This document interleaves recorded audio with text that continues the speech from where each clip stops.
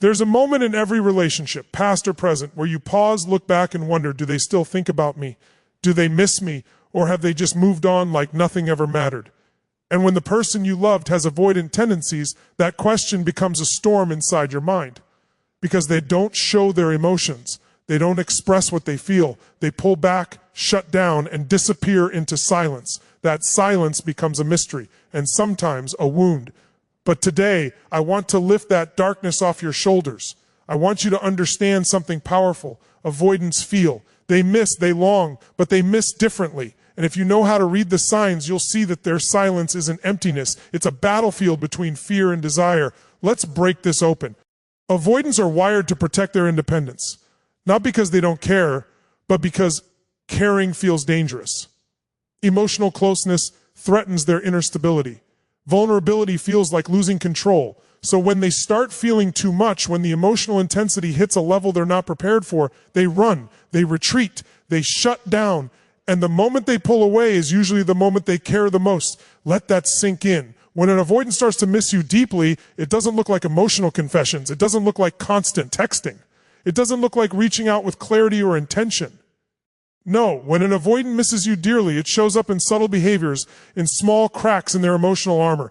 And if you've ever drowned in confusion thinking, why do they act like they don't care? I want you to hear this loud and clear. Their distance is not the absence of emotion, it's the presence of fear. So let's talk about what it really looks like when an avoidant misses you. 1, they start watching you from a distance. Avoidants miss you in the shadows before they ever come forward. They check your social media. They watch your stories. They linger on your profile, but they don't like or comment because reaching out feels risky, but watching you makes them feel connected without vulnerability. This is their version of whispering your name when no one is listening. 2, they randomly reach out, but casually, you get that message, hey, how have you been? Or, I saw something that reminded me of you. They make it sound light, casual, almost meaningless. But it's not meaningless. It's their heart knocking on the door, hoping you open it without making them feel exposed. Avoidants test the waters before they ever dive in. And that little message is their way of saying, I can't hold it in anymore. 3, they get nostalgic. When an avoidant misses you dearly, memory becomes their comfort zone. They replay old moments. They think about your laugh. They remember the way you made them feel safe and seen, and suddenly they bring up a memory you didn't expect. Remember when or that trip we took. Why? Because nostalgia is safer than vulnerability. It allows them to reconnect with you emotionally without saying, I miss you. 4, they become more patient, more soft, more gentle. You'll notice their tone shifts, their edges soften, their conversation becomes slower, more intentional. Avoidants don't soften for people they don't care about. When they feel safe again, when the fear of losing you becomes louder than the fear of closeness, they inch back toward connection. It's their heart trying to speak without scaring itself. 5, they show up when it matters. They won't flood you with constant attention. But when something important happens, good or bad, they appear. Why? Because missing you isn't about the frequency of contact. It's about emotional significance. When you're hurting, they feel pulled towards you. When you're winning, they feel proud. When you're silent, they feel uneasy. Their way of showing love is selective, not absent. 6, they get awkward around you. Yes, awkward. Avoidants aren't experts at expressing emotion. So when they miss you, their behavior can get clumsy. They fidget. They avoid eye contact. They stare too long. They seem nervous. Why?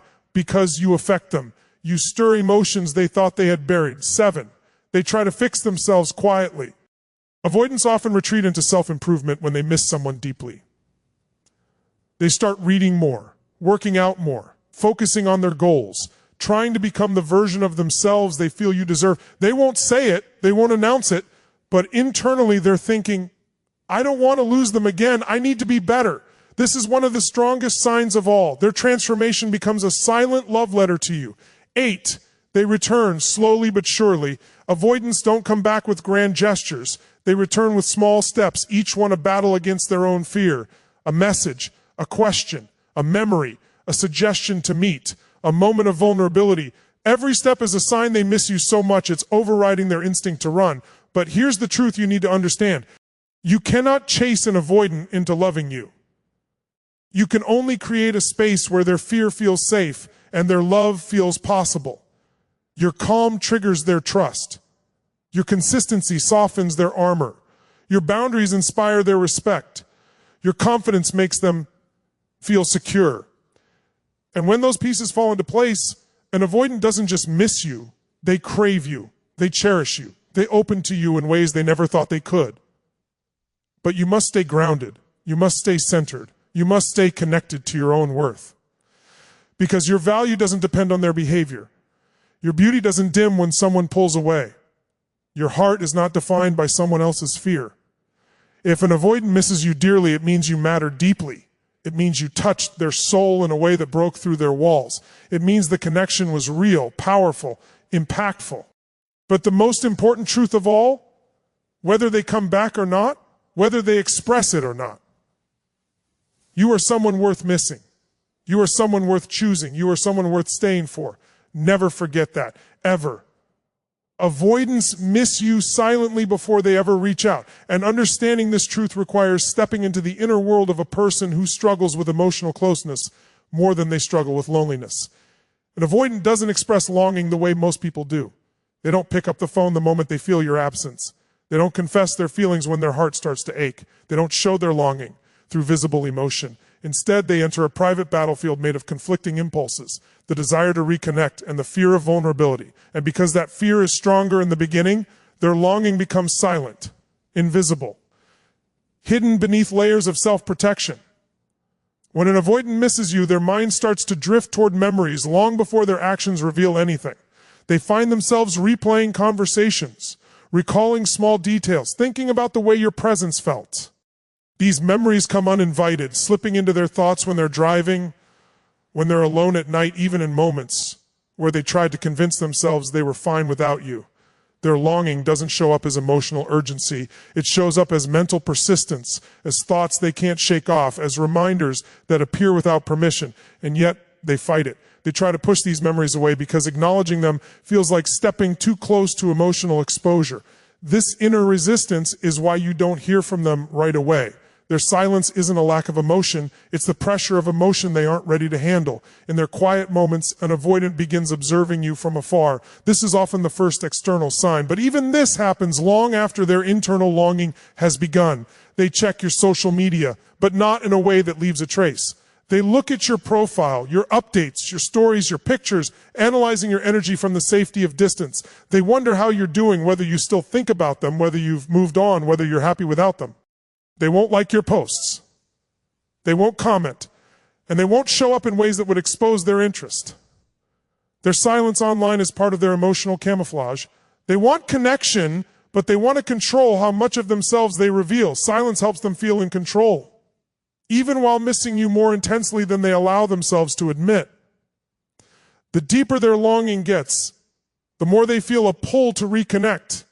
But the fear of saying the wrong thing, the fear of being too exposed, or the fear of being rejected keeps them frozen in place. This silent missing becomes a cycle. Think of you, try to forget you, fail, think of you again, repeat. And every loop intensifies their emotional attachment to the memory of you, even though you see nothing on the outside. During this phase, an avoidant often experiences emotional conflict that doesn't make sense to them. They feel drawn toward you, yet they fear the vulnerability that connection requires. Their internal dialogue becomes filled with questions they never voice. Should I reach out? Would they respond? Would this reopen something I'm not ready for? Would they reject me? Are they happier without me? This overthinking creates a barrier between their desire to reconnect and their ability to actually do it. So they stay silent, not because they don't care, but because they care in a way that overwhelms them. Their longing can also show up physically. They might find themselves pausing when they pass places you used to go together. They might hear a song and immediately think of you. They might smell a familiar scent and feel something shift inside them. They might struggle to focus during the day because their mind keeps circling back to you. But instead of reaching out, they retreat further inward. They try to distract themselves with work, hobbies, routines, anything that gives them a sense of control. The more they try to avoid their feelings, the stronger those feelings get. This is why avoidants often come back after a period of silence. That silence wasn't emotional emptiness, it was a buildup. It was a quiet storm forming beneath the surface. When an avoidant misses you silently, that silence is often filled with self-reflection. They begin questioning whether they pushed too hard, whether their distancing was necessary, whether they misjudged your intentions, whether they allowed fear to override connection. They may not articulate these thoughts, but they feel them. They analyze the past, not because they want to rewrite it, but because part of them wants a second chance without the emotional overwhelm they experienced before. The silence also becomes a form of emotional preparation. Avoidants rarely reach out impulsively. They observe, they assess, they wait, they analyze their own emotions until they reach a point where the longing becomes greater than the fear. That shift doesn't happen overnight. It happens slowly, quietly, internally.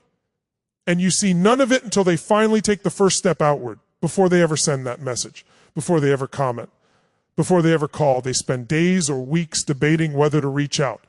Their silence is filled with hesitation, not indifference. In this silent missing phase, they also begin testing themselves to see whether they can live without the connection. They tell themselves they're fine. They tell themselves they're strong. They tell themselves they don't need anyone. But the more they try to convince themselves, the more they feel something hollow inside. Their longing becomes a subtle ache, something they don't want to feel but can't escape.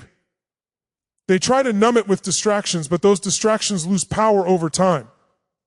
Eventually, the silence becomes heavy for them. It becomes undeniable. They start imagining what would be like to talk to you again. They think about how they would start the conversation. They rehearse what they might say. They choose safe words, casual tones, statements that allow them to reach out without revealing too much. But even the decision to craft that message happens long after the missing has already taken hold. The silent phase is where 80% of their emotional process happens. The moment they reach out is only the final 20%. Everything before that is inner turmoil, longing, fear, desire, hesitation, emotional calculation, and self-protection. An avoidant misses you silently because silence feels safer than vulnerability, because distance feels safer than emotional uncertainty, because observing feels safer than expressing. And yet beneath all that, the missing is real. It grows quietly, it builds slowly, and it deepens long before you ever see any sign of it from the outside. Their casual messages are emotional tests, not coincidences, and understanding this shifts everything about how you interpret an avoidance behavior.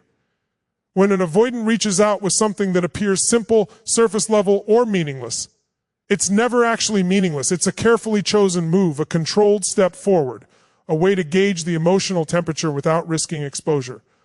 Their avoidance style makes vulnerability feel dangerous, so rather than opening with honesty, they open with subtlety. They use lightness to protect themselves, even when they're feeling deeply. That "hey" or "how have you been" may look like a random moment of contact, but for them, it's the result of days or weeks of internal debate. Avoidants don't send impulsive messages when they miss someone. They don't fire off text just because a feeling arises. They suppress that feeling at first.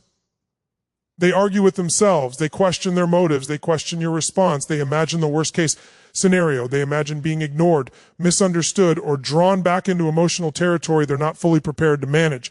Their mind becomes a loop of hesitation versus desire. Only when the longing grows strong enough, and only when their fears quiet down just enough, do they initiate contact. And even then, they'll disguise the message as casual, neutral, effortless. The tone of the message is intentionally soft, intentionally light, intentionally low stakes. This is how avoidants protect themselves while still reaching out. The message itself is a shield. They choose words that allow them to retreat if the response doesn't feel safe. They choose topics that won't make them feel exposed. A meme, an inside joke, a comment about something random, a reminder of something trivial, they all serve the same purpose: connection without vulnerability. They test your openness without admitting longing. The test is simple. They want to know if you're still accessible, if you're still warm, if the emotional environment is safe for them to take another step. Avoidants fear being overwhelmed, but they also fear being rejected. Their history, their wiring, their emotional patterns all reinforce the belief that closeness leads to loss of autonomy, emotional pressure, or the possibility of pain. So before they reveal even a shred of authentic emotion, they need reassurance. They need evidence that reaching out won't destabilize them. Their casual message becomes the first piece of evidence. Your response becomes the second. And how you respond shapes the entire direction of their next move. If you respond with warmth but not pressure, it signals safety. Their nervous system relaxes a little. Their inner debate calms. They feel less threatened by the idea of continuing the interaction. But if you respond coldly, sharply, or with emotional intensity that feels overwhelming, their defenses activate again. They withdraw, they disappear. They tell themselves they were right to be cautious. This is why their first message is rarely emotional. It's a probe, not a confession. It's an emotional thermometer. They need to know what temperature they're stepping into. An avoidant may also reach out casually to maintain a sense of control. The form of the message allows them to hide their emotional investment. If you respond neutrally, they can pretend they didn't care much. If you respond positively, they can explore more.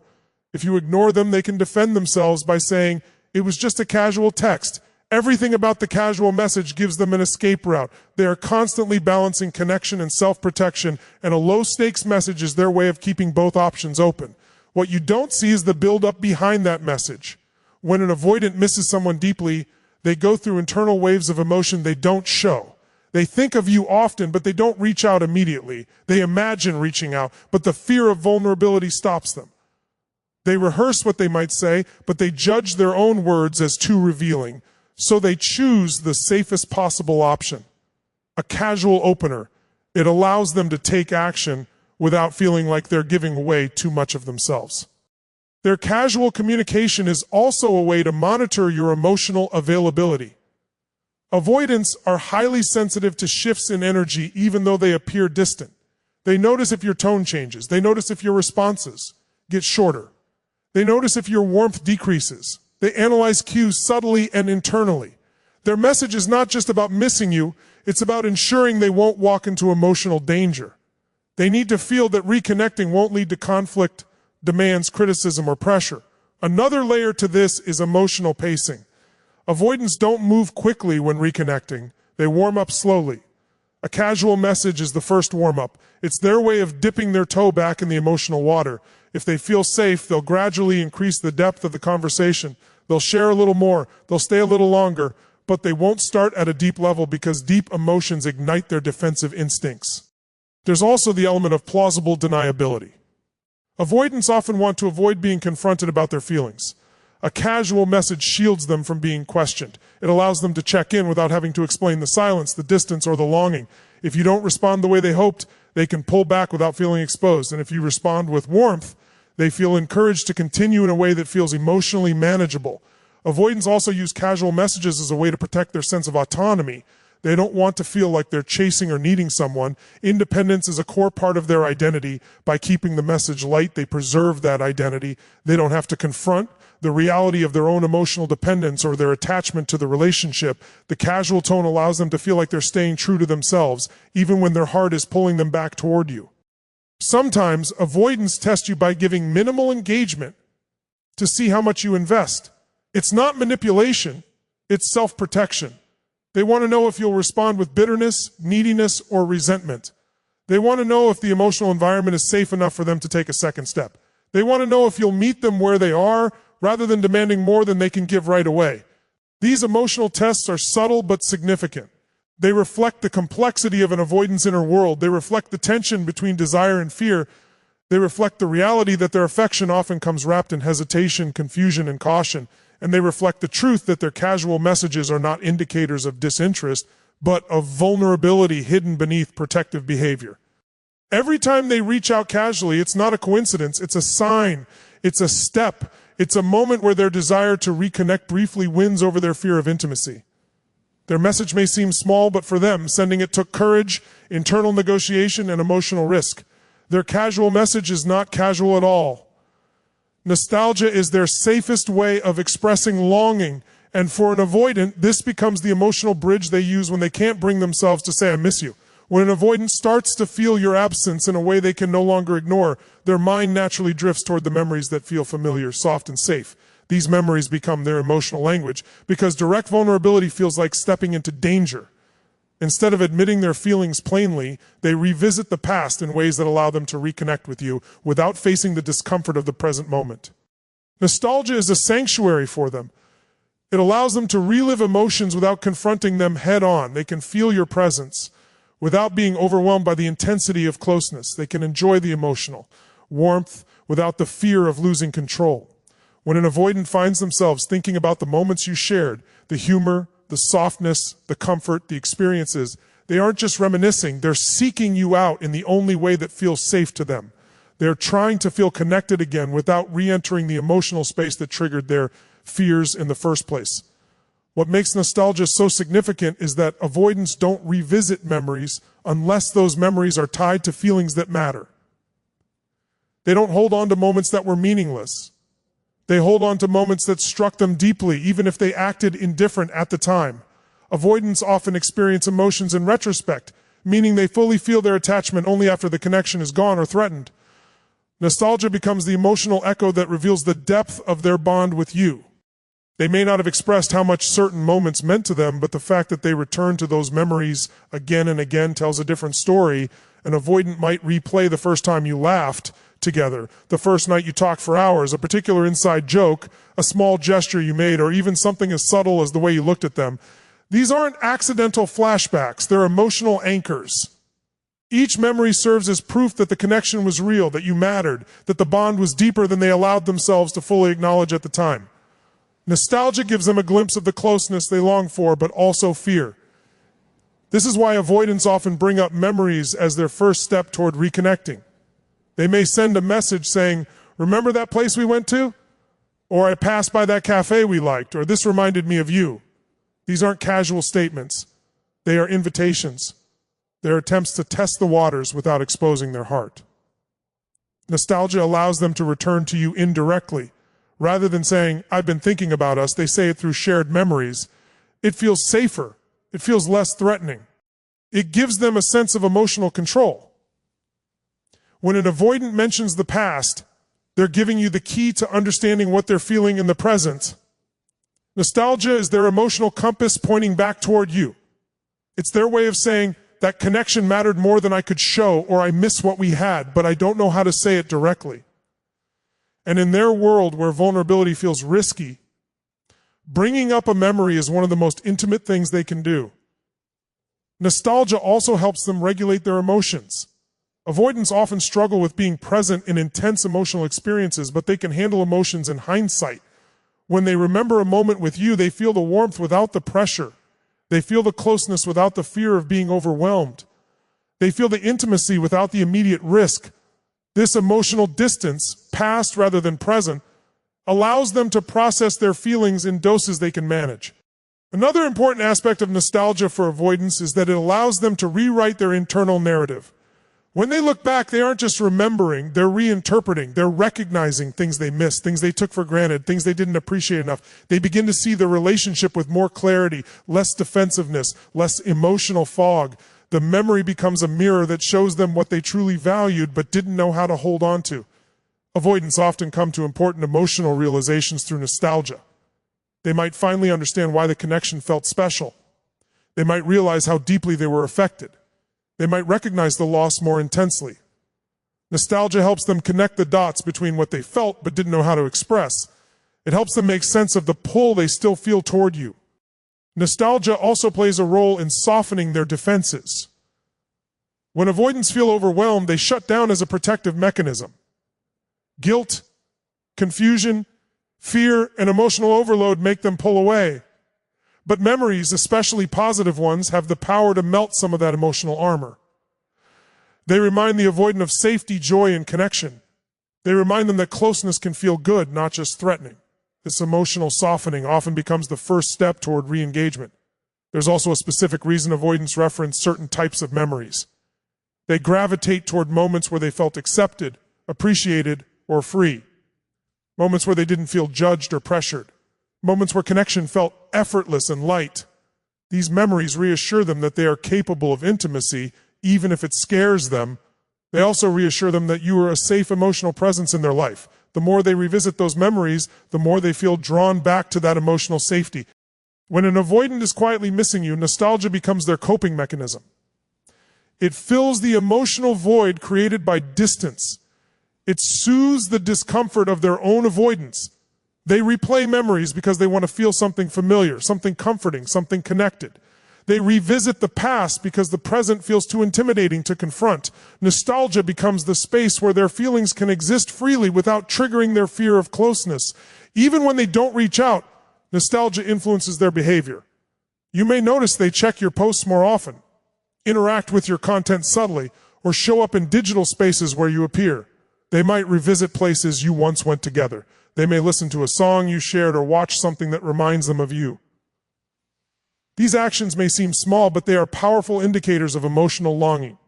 Each nostalgic behavior signals that they are still emotionally tied to the connection. Nostalgia is also the avoidance way of rebuilding trust internally. It helps them remember the positive aspects of the connection instead of focusing solely on the moments that overwhelmed them. It allows them to balance their emotional memory so that fear isn't the only thing shaping their perception of the relationship. As the positive memories grow louder, the fear becomes quieter, and eventually the longing becomes strong enough to push them toward reconnecting. An avoidant uses nostalgia not because they're stuck in the past, but because it's their safest route back to the present. When they talk about memories, it's not randomness, it's not coincidence, it's not superficial. It's a quiet confession wrapped in subtlety. It's the way they reach for you without saying they're reaching. It's the way they express the depth of their feelings without exposing themselves directly. Nostalgia is their emotional language, their protection, their bridge, their comfort, and their signal. It speaks for them when they don't know how to speak for themselves. Their behavior softens when they feel safe missing you, and this shift is one of the most revealing transformations in an avoidance emotional world. Avoidants don't soften easily. Their default response to emotional intensity is distance, independence, self-protection, and controlled detachment. When they pull away, they construct emotional armor around themselves because vulnerability feels like a threat, connection feels risky, and closeness feels like a step toward losing autonomy.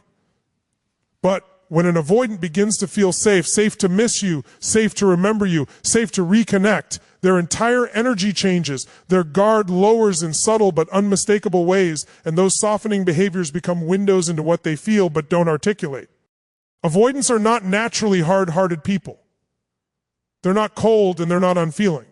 They are cautious. They are guarded. They are internally conflicted.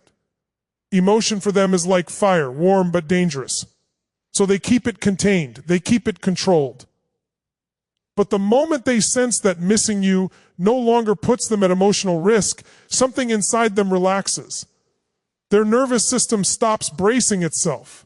They stop anticipating pressure, conflict, or demands. And in that rare state of emotional safety, their softness surfaces. Softness that very few people ever get to see from them. This softening begins internally long before their actions reflect anything outwardly. They start to have kinder thoughts about you rather than defensive ones. They replay moments in a gentler light. They stop blaming you for the disconnect and start considering their own role. They begin to feel empathy where they once felt overwhelmed. They start to see your intentions instead of focusing solely on their fears. The tone of their internal dialogue shifts from, "I need space," "maybe this connection wasn't dangerous after all." And as this inner transition takes place, their external behavior follows. One of the first signs of softening is patience.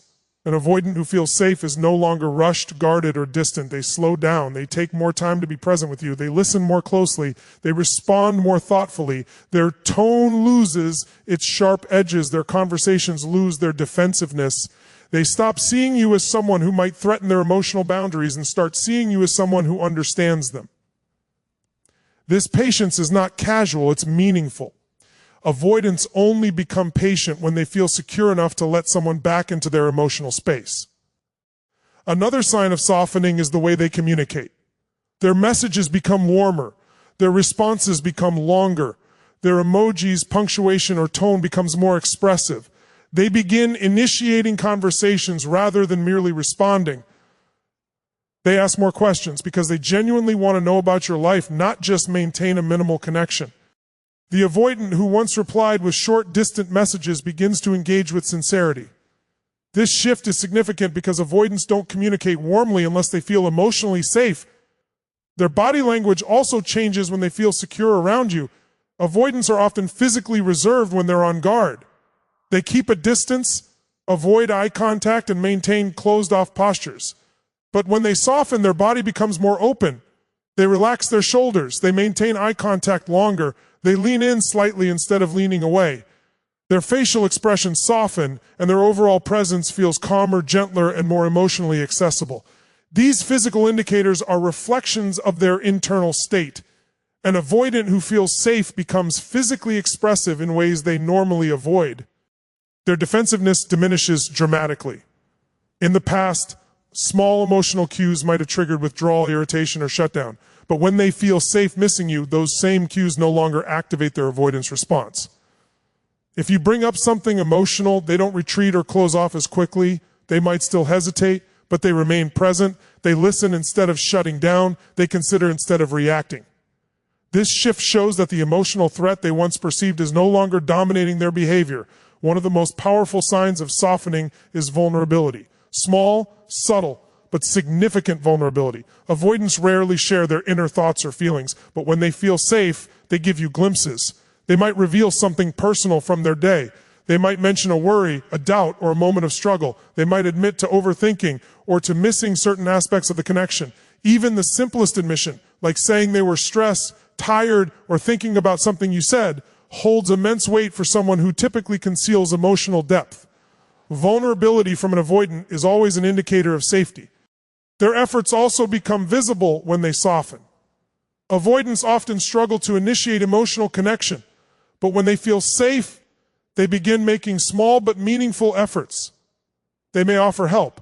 They may check in on you. They may plan something or suggest spending time together. These efforts might seem modest from the outside, but for them, they represent a huge step into emotional engagement. Effort is one of the clearest signs that an avoidant feels secure enough to rebuild connection without feeling overwhelmed. Softening also shows up in their tone of voice. When avoidants are anxious or guarded, their tone may sound flat, distant, or controlled, but when they feel safe, their tone becomes lighter, more melodic, more relaxed.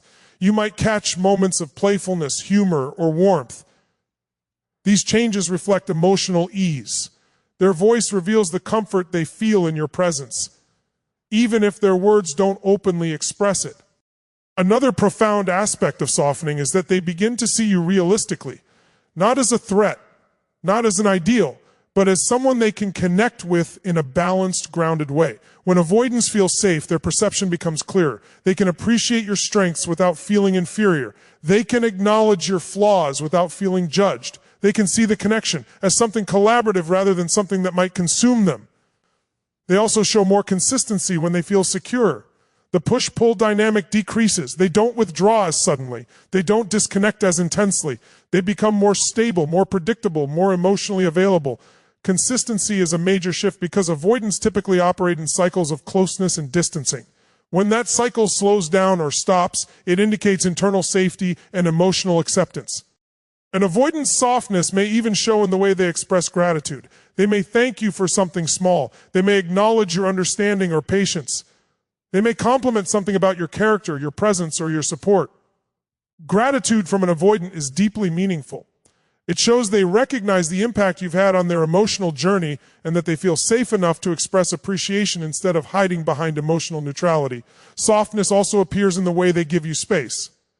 When avoidants feel unsafe, they take space from a place of fear, but when they feel secure, they allow space from a place of trust. They no longer assume that closeness will trap them or that space will break the connection. This shift creates a healthier balance and makes them more capable of staying emotionally present even when physically distant. Their softening becomes especially evident in their desire for connection, not in dramatic gestures, but in subtle pull-ins. They may stay on calls longer. They may linger when saying goodbye. They may hesitate before ending conversations. These micro moments reflect their growing comfort with emotional closeness. They want to stay connected, even if they don't verbalize it. Avoidants soften when they feel safe missing you because emotional safety transforms their relationship with vulnerability.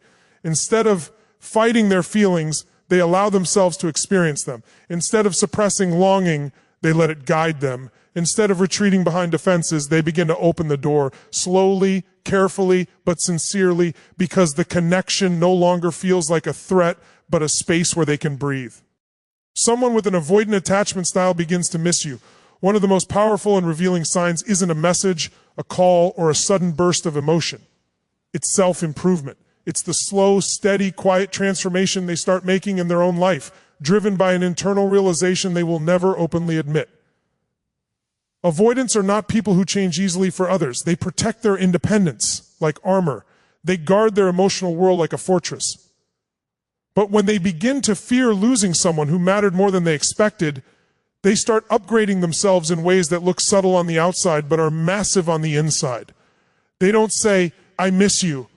They don't say, "I'm afraid of losing you." Their version of that is becoming better, stronger, more consistent, more capable. In their world, improvement is communication. When they miss you dearly, the first shift often happens internally. They start replaying moments where they could have shown up differently. They begin asking themselves questions they normally avoid. Why did I pull back? Why was I distant? Why couldn't I just express what I felt? This internal audit is not something avoidants do casually. They're wired to move forward, distract themselves, stay functional, but missing you interrupts that autopilot. Your absence creates space, and that space becomes a mirror they didn't know they needed. In that mirror, they see gaps, weaknesses, and behaviors that cost them connection. And even though they may never bring those realizations straight to your door, they start working on themselves in ways that are deeply connected to you. Maybe they start going to the gym again, not because they suddenly care about fitness, but because they want to feel attractive enough to stand in front of you again. Maybe they start getting more disciplined with their schedule, their habits, their finances, their health. Avoidants often retreat into independence when they feel insecure. So when they start strengthening their life structure instead of hiding in it, it is a sign that missing you is pushing them to evolve rather than escape. This kind of growth isn't about proving something to you. It's about restoring the version of themselves they believe they need to be in order to reconnect with you someday. They want to feel worthy again, even if they would never say those words out loud. You'll notice that avoidants often begin showing small, subtle improvements before they even initiate contact. They clean up their social profiles, start posting more consciously, begin reconnecting with old goals they once abandoned. They might start reading, learning, journaling, or investing in skills they had put on the shelf. These shifts aren't random. They're not seasonal motivation. They are driven by longing. Avoidants don't seek self-expansion when they are emotionally detached. They seek it when they care too much and don't know what to do with the intensity of those feelings. Growth becomes their emotional outlet. Improvement becomes their safe way of processing loss. They can't say, "I miss you dearly," so they show it through action, through evolution. Another pattern you'll notice is that avoidants often return in cycles, and those cycles align with periods of major self-improvement. They disappear when their emotions feel too overwhelming, then return when they feel like they have regained control. But in that gap, when they are distant, silent, unavailable, they are often making internal adjustments.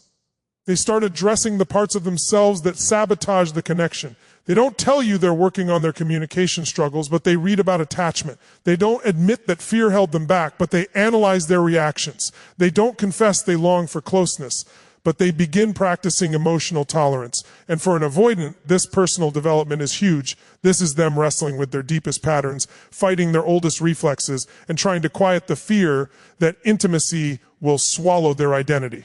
When an avoidant misses you dearly, one of the strongest signs is that their self-improvement starts to align with your influence. If you inspired them, challenged them, or supported them in ways no one else did, they feel that absence. They feel the void of someone who pushed them to grow. So they push themselves. They don't want to show up as the same version that pushed you away. They want to show up with more clarity, more stability, more self-awareness. They might finally pursue goals they once procrastinated on. They might start confronting emotional patterns they used to avoid. They may begin treating their relationships differently, communicating more intentionally with others, testing new ways of expressing vulnerability in small, safe doses. All of this is happening because losing connection with you woke up something inside them, the desire to become someone capable of holding what they once ran from. This growth often appears as maturity. They become less reactive, less defensive, less dismissive. They start recognizing how their avoidance affected you, how their silence created insecurity, how their distance caused confusion. They become more thoughtful, more reflective, more grounded. They may not apologize right away, but they begin preparing themselves for that moment. They may not rush in with grand gestures, but they begin shaping themselves into someone who could show up with more consistency. Avoidants don't change for everyone. They change when they have deeply felt the impact of losing someone who mattered. One of the most powerful indicators is when they begin healing past wounds. Avoidants are often shaped by childhood experiences where vulnerability felt unsafe or overwhelming. Missing, you can push them to revisit those old emotional files. They may begin therapy, coaching, or self-development work because missing you created discomfort they can no longer ignore. They realize that running has a cost, that shutting down keeps them from connection, that emotional distance doesn't protect them, it isolates them. And in that realization, they start taking responsibility for their patterns.